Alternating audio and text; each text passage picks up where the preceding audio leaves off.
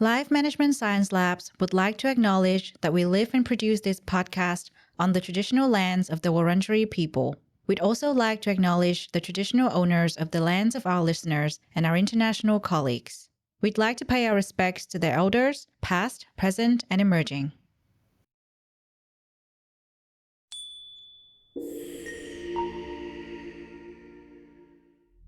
Hello, everyone, and welcome to Doing Well, the Wellbeing Science Insights podcast produced by LMSL, the Life Management Science Labs.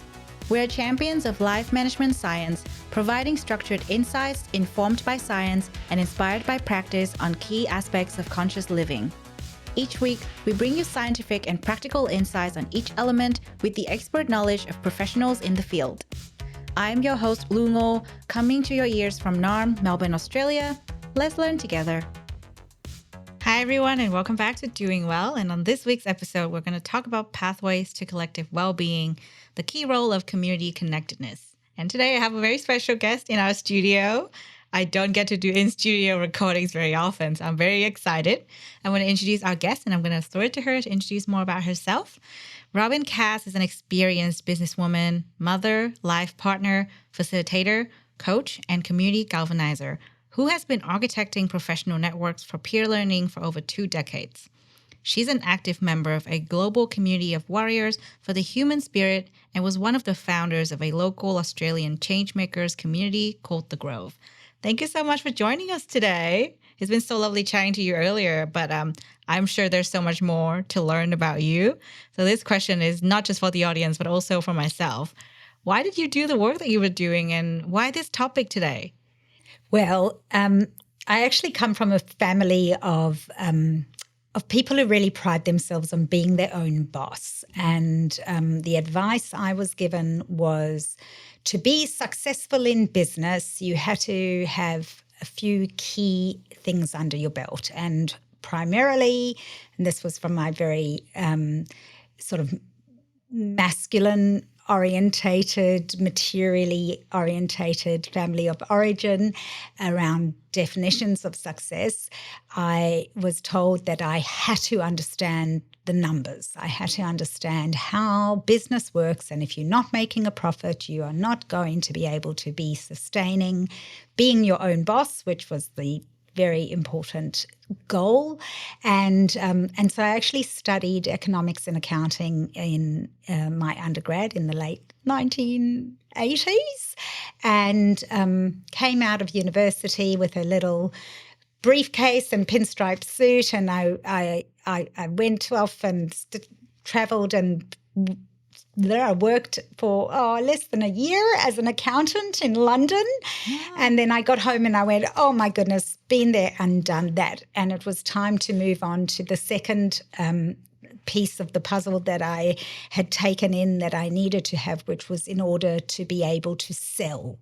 That no matter what you're doing, you have to be able to share your dreams and your ideas and influence people, and you needed to be able to sell.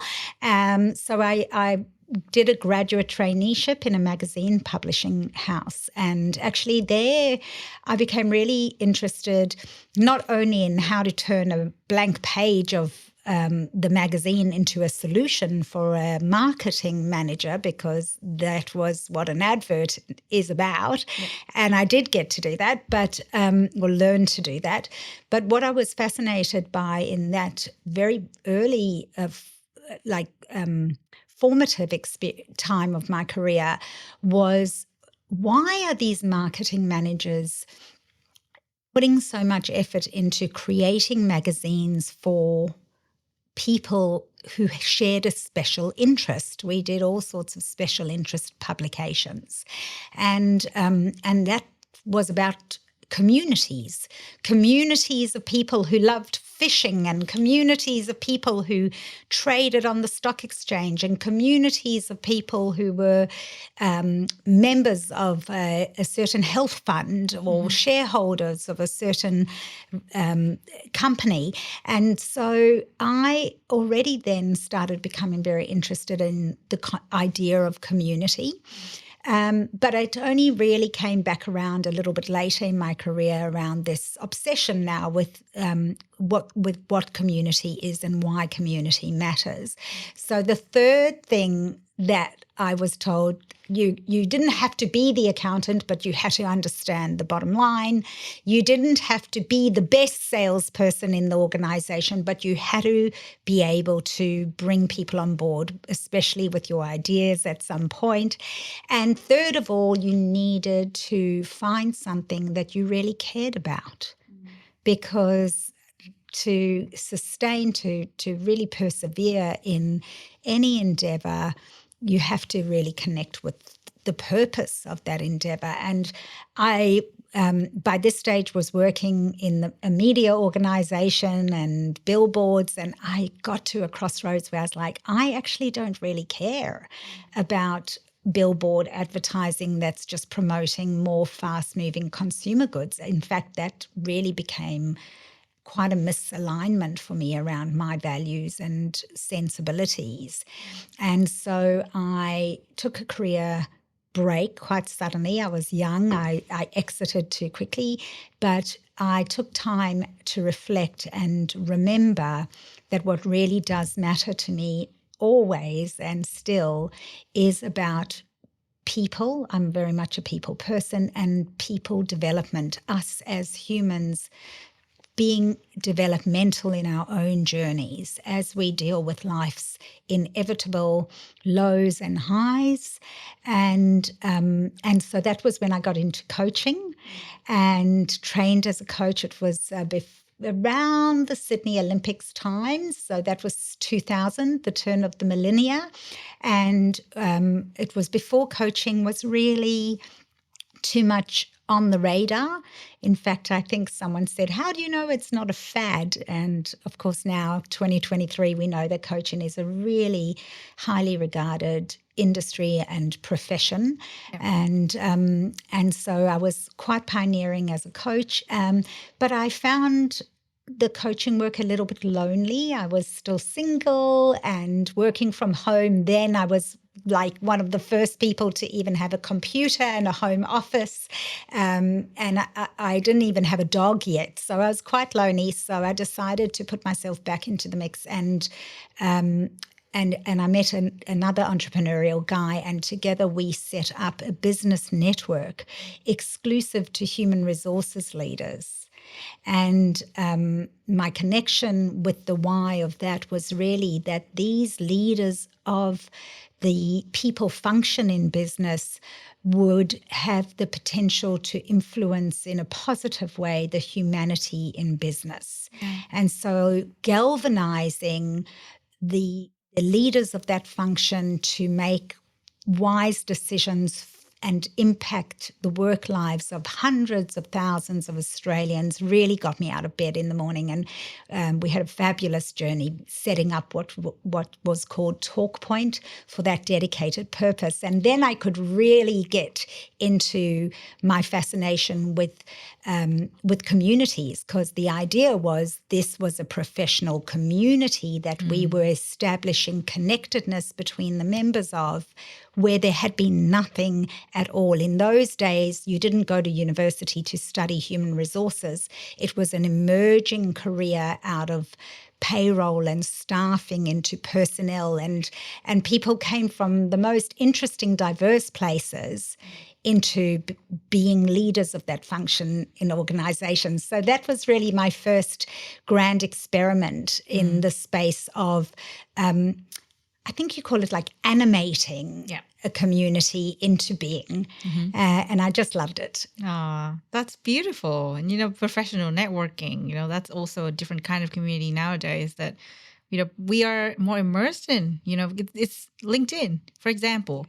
I remember when LinkedIn first was coming into the sort of conversation. And we partnered. There was this terrific guy who LinkedIn sent from Silicon Valley. I must have been from California to Australia. He was the Australian head, and there was no other employee in Australia. And I've got his phone number somewhere in my phone. I can't remember his name right now.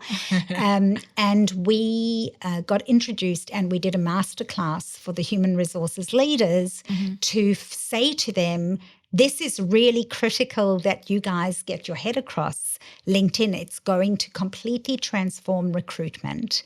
And it's also going to change how individuals sort of think of themselves as sort of brands, I guess, in the public domain. And there was an enormous resistance from a lot of people in the room, actually. People did not want to believe that things were changing. And of course, now we can't even imagine getting a job without having a LinkedIn profile. I think it's the first thing people do. I'm sure that's what your team did. They Googled me and came up with my LinkedIn profile. Yeah, definitely. It's such a big deal nowadays. And it's such a great way for a professional community, the professional community anywhere in the world, actually. It helps you to look at people. And actually, I really like what people share on LinkedIn. And, you can come across a post from someone who is, probably doing the same thing that you're doing from across the globe, and they share their insight, and you're like, yes, I click with that. And that's so amazing, right? And things have changed, obviously. And today we're going to talk about community that's more than just professional networking. We're going to touch on so much more. So I'm excited to talk about that. Before we go into that part of the conversation, let's talk a bit more about you. This part is called Have You Met Robyn? And we're going to get some of your recommendations. I like this part because I think recommendations really speak to who you are as a person. So which book would you recommend? It's such a reveal, isn't it? These questions. It is. So funny. Well, the book that I've actually got with me right here is a second edition of a very close to my heart book by my teacher, Margaret Wheatley. So Meg is an elder in the space of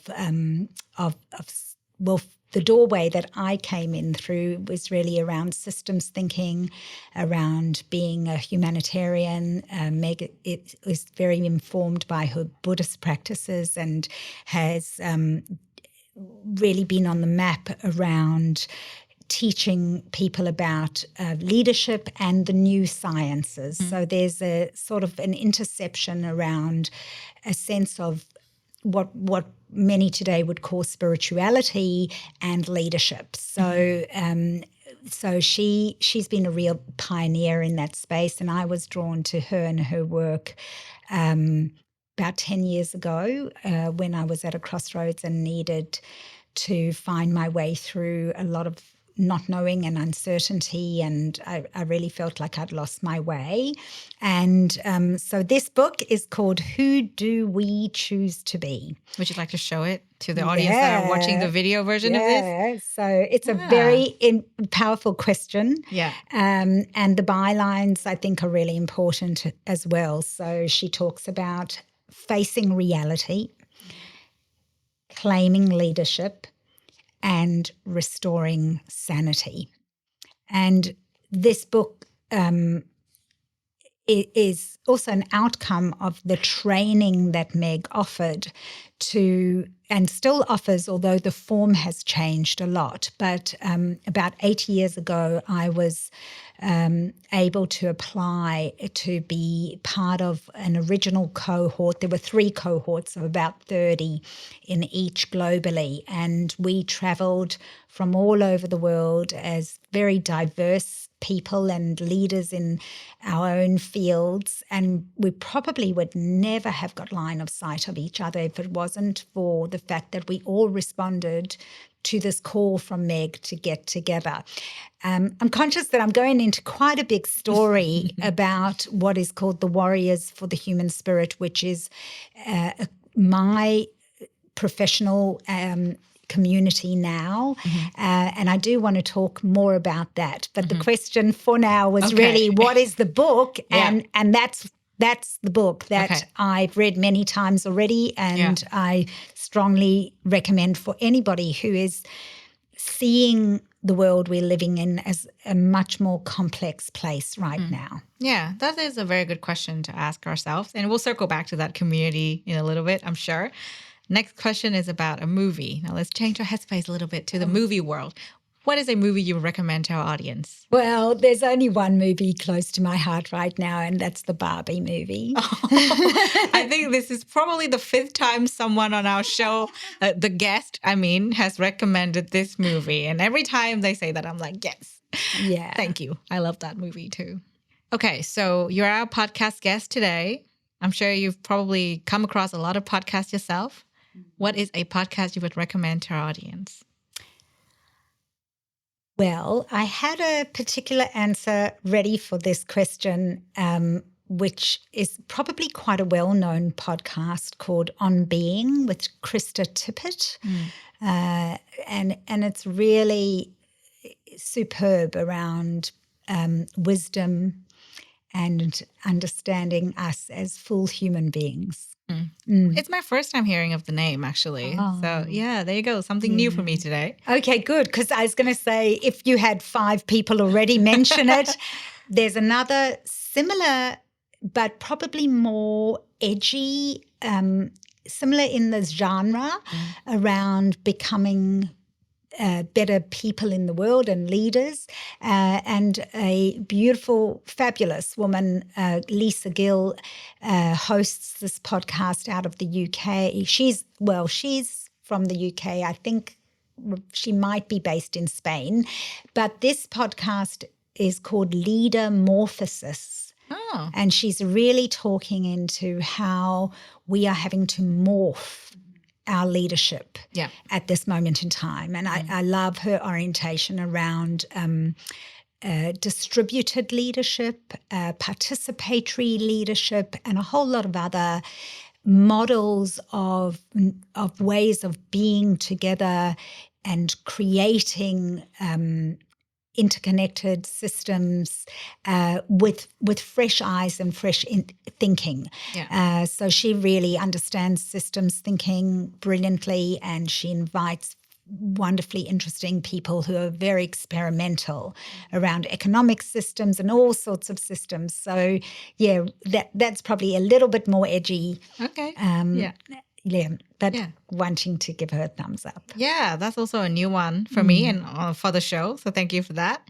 And next question. I'm kind of guessing I know the answer, but I still want to ask, who's your role model? Oh, well,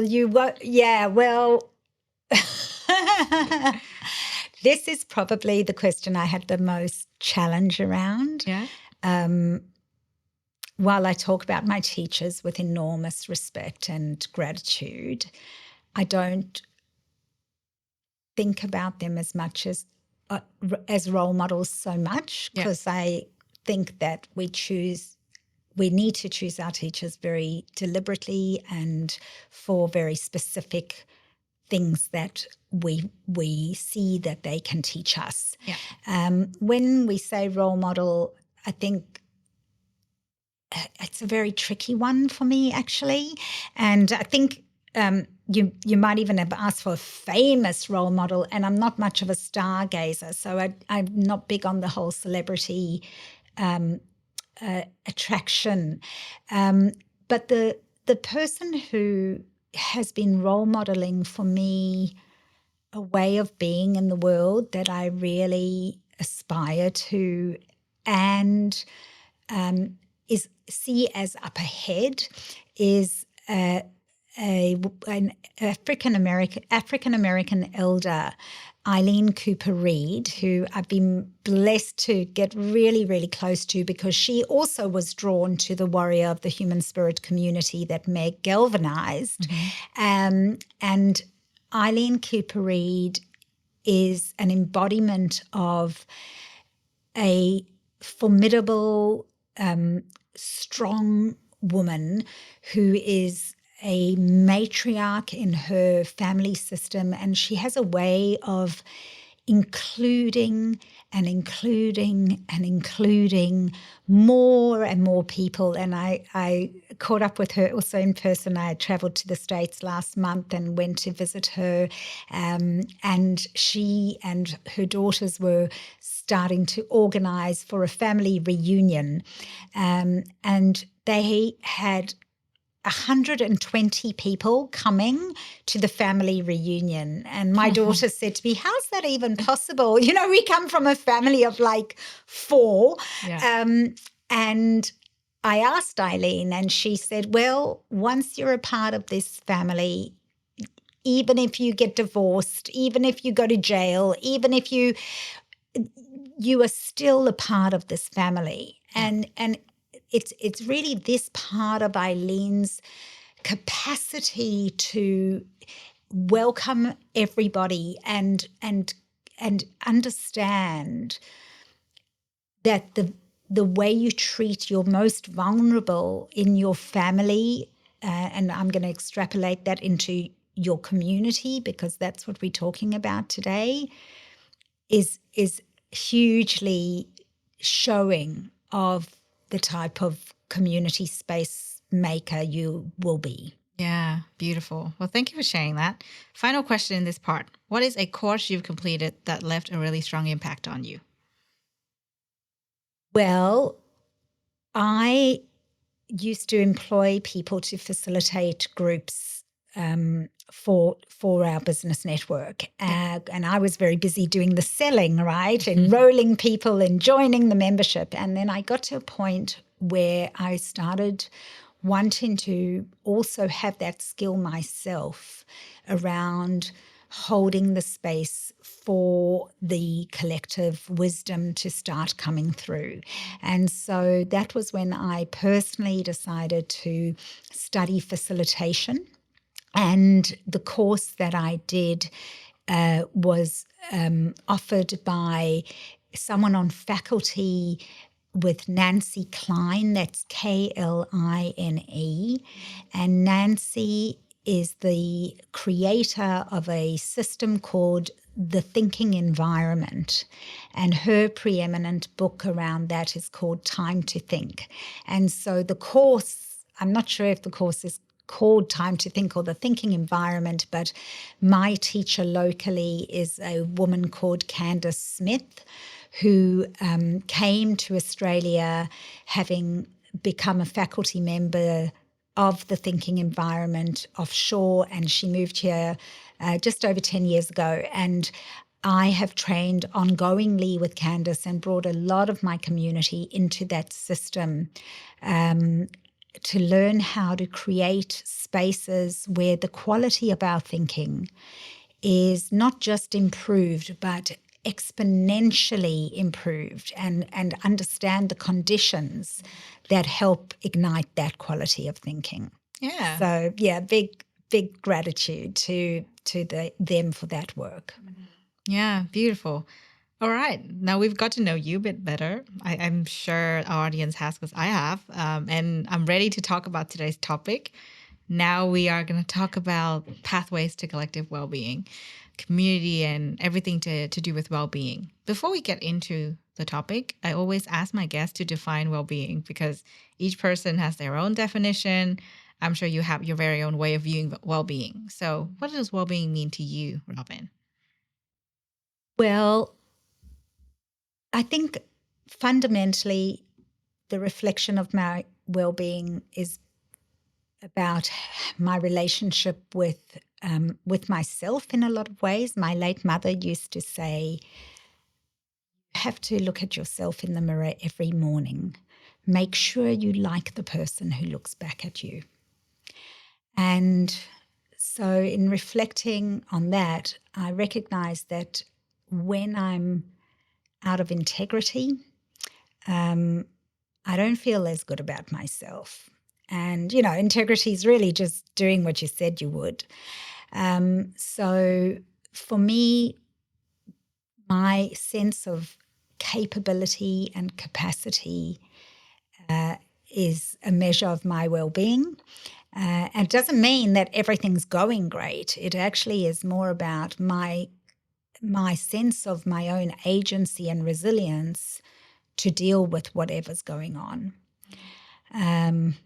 I think someone once called that like your bounce back ability or something. So it's very much initially around the connection to self. Yeah.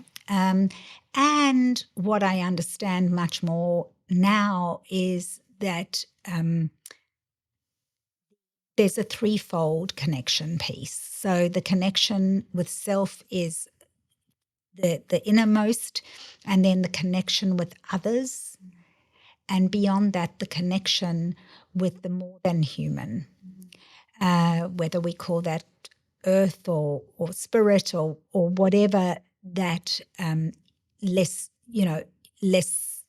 even less visible sense of connection. So when I have practices in my life that foster connection with all three simultaneously, connection to self, connection to others, connection to earth, I feel like there's a lot more integrity to my structure of resilience and well-being. Yeah, beautiful. I think it's a very unique definition to yourself, but it's also sort of inclusive of your interaction in the world, right? Because you're so right in saying that you have that connection with yourself, with others, and then with the earth. Or to some people, it might be something else completely. But we all have those different aspects. At least we deal with them on a daily basis. And for well-being, we do know that it's really important to be able to at least look at ourselves, to be honest with ourselves. At least that's what I've learned from this very show. Lots of different things about well-being, but those are the key things that I really resonate with personally. I also know that there are a lot of ways that people can sort of destroy their own well-being, and one of which is to not have that connection in the first place. That's one of the biggest misconceptions that people have when it comes to well-being, where they say, as long as I have good relationships with others, I'm good. But in fact, the relationship with yourself is the most important one. And so that's one of the biggest misconceptions. And I can kind of see that from your definition too. But what other misconceptions do you think people have when it comes to well-being? Well, I think that the culture will tell us that well-being is like some perfect picture, right? Of vitality and, features, how you look, and being in a certain exterior projection. Yeah. And I have found, paradoxically, that some of the times where I have really felt most true to self and most in right action have been like quite recently, about 12 months ago, an elder in my family, my very beautiful Auntie Glor, was going into a hospice situation for the end of her life. And I was able to go interstate and be at her bedside through a couple of the nights as a part of saying goodbye. And that was a very tender-hearted time. And it was so healing for me, and it was so integral, and I felt so right about myself as able to sit with her at that important transition and to accompany my cousins and her grandchildren at that time. So I think that misconception around well-being is everything's going well is a limited assumption about well-being. Yeah, very true. I think actually today we had another podcast, not on this show, on another show, but we were talking about sadness. And how society views it. It's such a bad thing, and it's not going to be good for us to have so much sadness, or always try to portray positive things or talk about positive things. It's not. It's life is so much more than that. It's a kaleidoscope of different things, and sadness, grief. Those are all different emotions, and we all have them as humans. So if we don't have them, we actually don't have a sense of well-being, because we're probably lying to ourselves. You were talking about the relationship with ourselves earlier. And I think that is so important. Self-honesty, such an important part of well-being. And then we have the relationship with others. And that is also similar to what you just touched on, with your extended family. That's a beautiful thing. But we have different kinds of communities. And today we're talking about connectedness to community.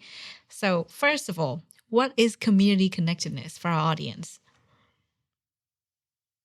Well, I think that there needs to be a sense of a shared identity for a community to become a constellation of people, maybe more than a constellation of people. It's sort of solar system in its own right, that it's got a collective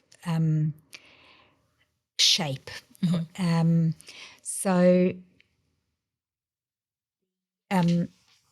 The question that you're asking is about community connectedness. So the interconnection, the relationships between different parts of a community, different members in a community, that's a whole mathematical amplification, really. Like, even when you think about if you've got 3 people, there's sort of all these different directions that the relationships can go, the combinations and permutations. So as a community gets more members, there's this whole change of possibilities that can emerge from the relationships. Now, there's also more weakness that can come in the bigger the structure gets. So what I think really matters as far as establishing community connectedness is there's this lovely learning model around 3 Bs. So we say the first B is to feel like you belong. Feel like you belong. And that's where having some idea of what is the common community of this mob, and do I identify as one of those, is quite a good starting place. So that sense of belonging, establishing that first, so that you can be, the second B, be yourself. And then in the growth and learning space, we say it is only once you are being yourself, and you've spoken about being true to yourself. Yeah. And so in a collective space, what that means is allowing yourself also to be vulnerable, be seen as being vulnerable. Yeah. Be supported in vulnerability. That's intimacy. So then we can grow, and become is the third B. So belong, be yourself, and become. And if the community is set up with that intention for us individually and collectively to evolve. There are lots of ways that people are talking about raising consciousness and all sorts of new language or language that some people are becoming more courageous to use around why now are we looking to community more as a key pillar of our perseverance. Well, because the world's on fire, we're in a time of great rapid change, and the globalization and the climate aspects of that change make this like no other time in history.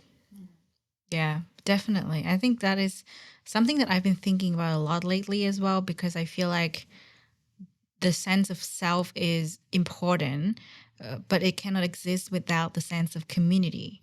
And I feel like when it comes to, let's just say, connecting to, your local community, that has changed so much, because I remember as a kid, you're so tight with your neighbors. Now you kind of look at your neighbors, especially for people my age or the younger generation, is weird. Do you smile at your neighbor in the lift?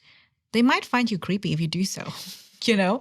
And do I ask for help if I need some? You know, that's really, really sad, right? Because it's hard. I remember I was in my previous building. I locked myself out and I was like, okay, I need to go up there to let the locksmith in. But I couldn't get in without someone's help. And then that was the moment I was like, actually, I don't know my neighbors. It occurred to me, I don't have a sense of community where I live. That's so bad. And then I was like, you know what? I'm just going to try and bust someone on my level. And thankfully, they were kind enough. Obviously, we're all there. You know, if you ask 9 times out of 10, that person will help you. And so I got the help I needed. Later on, I also made a friend with my neighbor. And it was really nice to have this sense of community in my local area. And this is just one of the many examples, right? You have different kinds of community. And I know that for me, having that sense of belongingness and the sense of community in my local area made me feel happier. You know, it kind of enhanced my psychological well-being as well. I feel safe, you know, I feel engaged. But I'm sure there's so much more to it. So my next question is, when it comes to this sense of community and, you know, the connectedness in the community, when we have it, I think it's great. When we don't have it, I think it's not so great for us. But how does it impact our well-being? And especially we're talking about collectiveness and, you know, the sense of bigger than who we are, right? So how does that impact also the collective well-being, not just our own well-being? I don't think I can answer from a scientific point of view, although there are lots of people doing a lot of brain research and neuroscience nowadays to really try and give us a much more clinical answer to that type of question. For me, I have always been very comfortable with the notions of connection is connection, and that even when we change form, like when we die, there's a sense for me around an ongoing connection. And that's why I think I often refer to my lineage, to my ancestors, to my late mother, now my late aunt especially. I draw on a sense of I have come from somewhere else. And I try and use that, especially in influencing my children, to remember that they are part of a chain. And I say to my husband sometimes, like, you know, our task now is to be in service to being good ancestors ourselves. Like when we leave, we will become that. And so that sense of connectivity, of interconnectivity, and that's, you know, one way of thinking about it as far as our lineage directly through our bloodlines. And some people are doing DNA testing and that type of thing to understand where they come from in a more scientific way. But I also can very easily access other kin, other sense of lineage and belonging. So like in these intentional communities that I've been so blessed to be part of establishing, where we take a vow really to be there for each other. And we're not even involved in each other's daily lives. And sometimes we don't even know each other's surnames.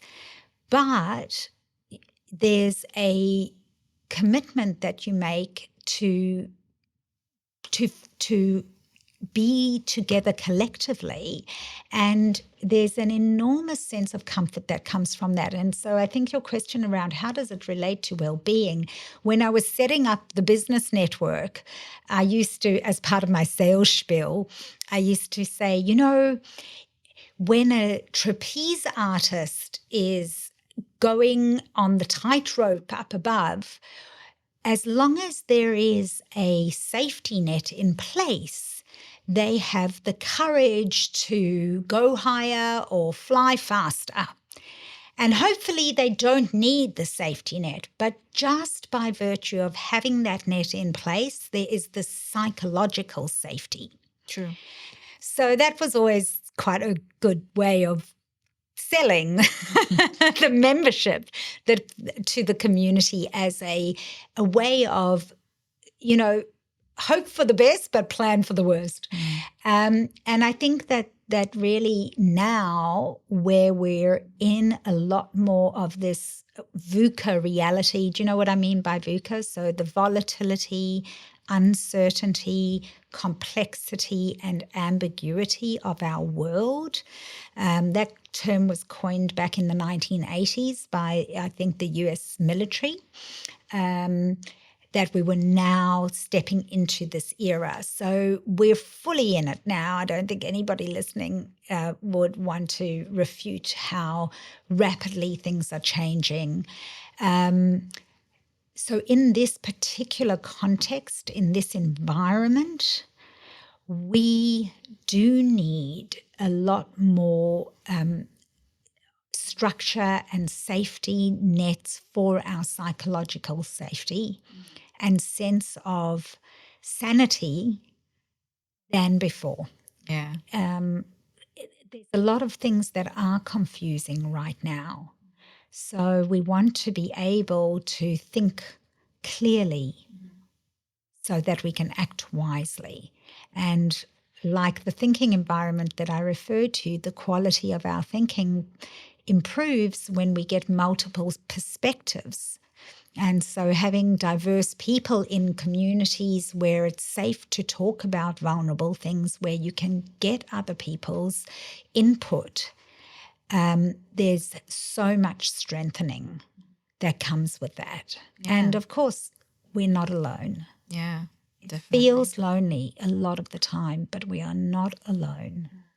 Yeah. And one of Meg's expressions is, I think she even says on her tombstone, she wants it to say, "We were together.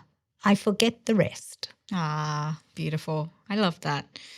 I think it's something we lack a lot nowadays, actually, because, you know, the sense of belongingness, even if you're in a community, the sense of belongingness might be really low.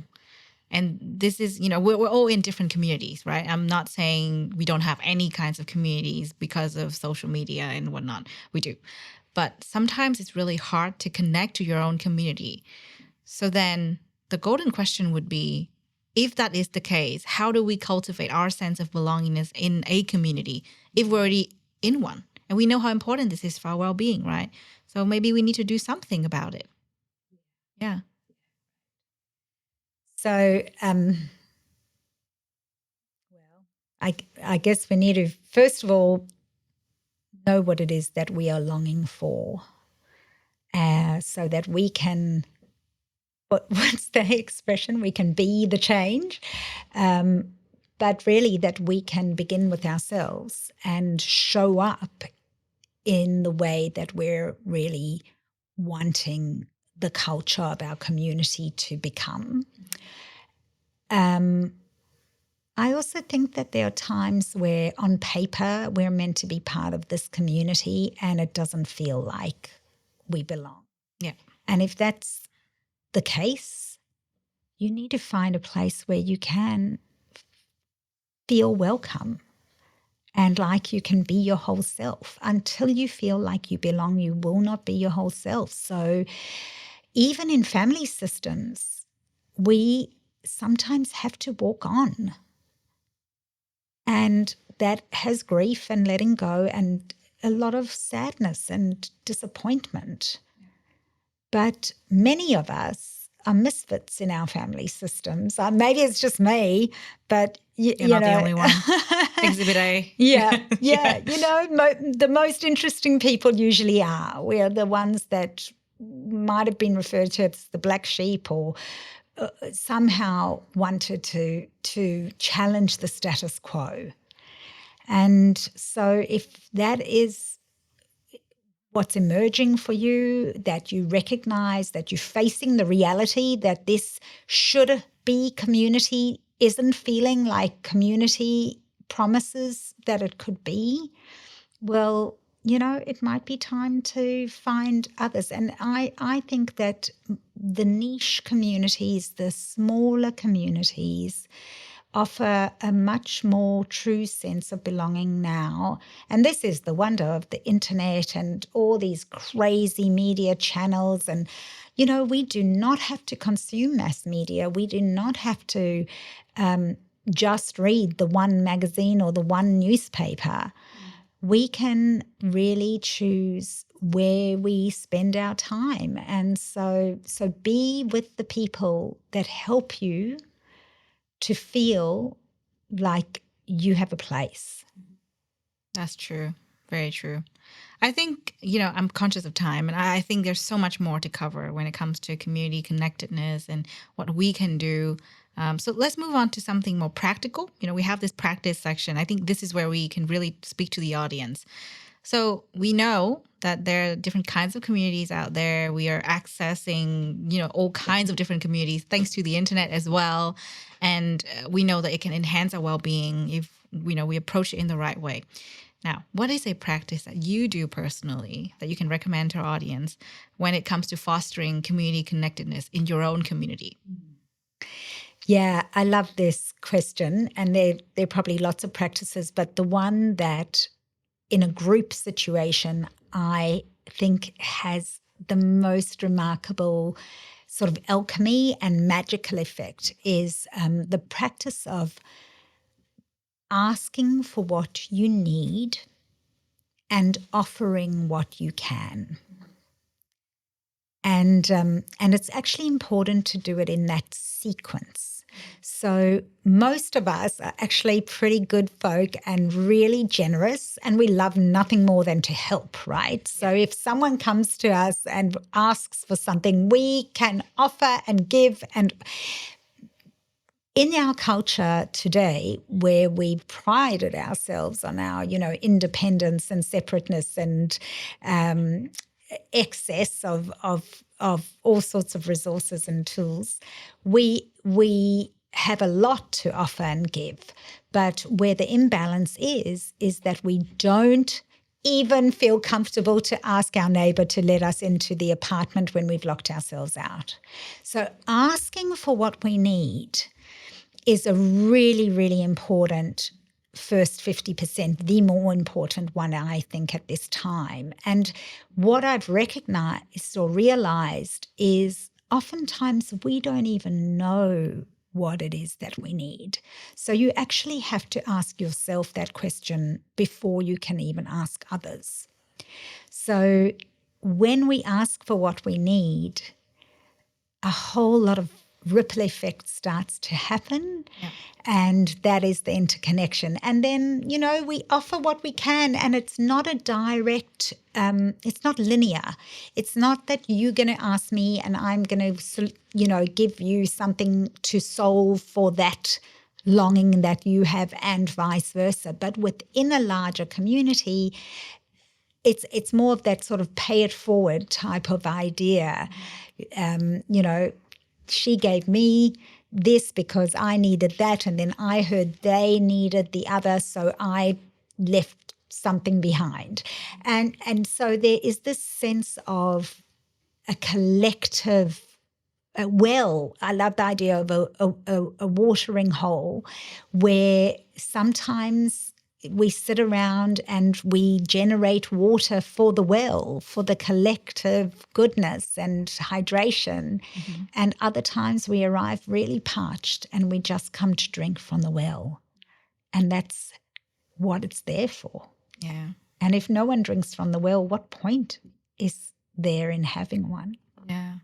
That's a beautiful practice. I think we can all, start to do and try at least once and see how we go, because, it can be uncomfortable asking for what you need, because sometimes, for some people, it's probably easy for them to ask, and for others, oh, am I asking for too much, right? That's always top of our mind most of the time. And I think for us to be in a community and be able to ask is a very important, I think, virtue, because I was thinking about my own communities, different kinds of communities I'm in. And when you were sharing that, I'm like, would I be comfortable asking for help, and how? That was what I was thinking about. And I think we can all start somewhere, ask for small favors, not big ones, small ones to start with.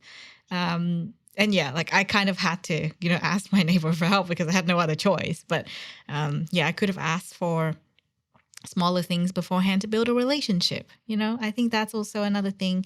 When we don't have that space, it's kind of hard. So yeah, I think this is good for our audience. We can all try doing this and report back to you and see how we go. The sense of community is very important. Now, before we let you go, we have open mic. And as I mentioned to you when we started the conversation, this is really an open mic. So it's anything you want to talk about today. So the floor is all yours, Robyn. Go for it. Gosh, so many offers for me to ask for what I need, I guess. There are a lot of things that I feel very passionate about that are very interesting about what's emerging as our world goes through this change. And I guess it comes through in all different ways. There's the Barbie movie showing us that there's a whole new wave of feminism here now. And that's a great thing for us to be leaning into. And for me, this rising feminine is about the qualities that feminine... Oh, you're going to have to edit that rumble out.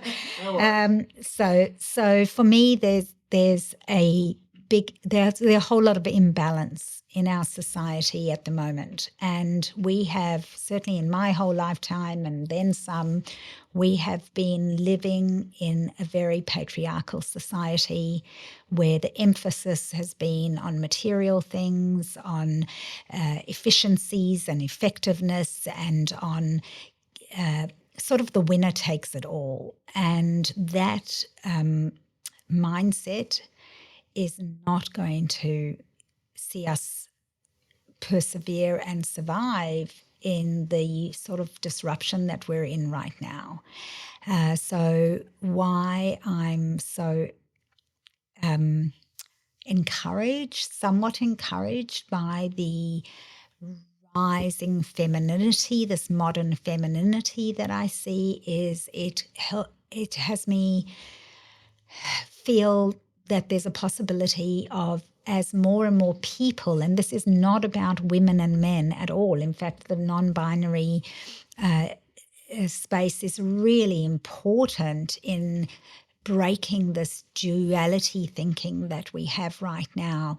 This is not linear. This is not black and white. And these wicked problems are probably unsolvable problems. So let's not even think in terms of how to fix, but how we can be in right action, how we can contribute towards narrowing divides, towards creating more harmonious relationships and less imbalance, and starting from within ourselves. And that internal dissonance is when we don't look straight at ourselves in the mirror and we're not honest with ourselves about our inverted commas weaknesses, our vulnerabilities.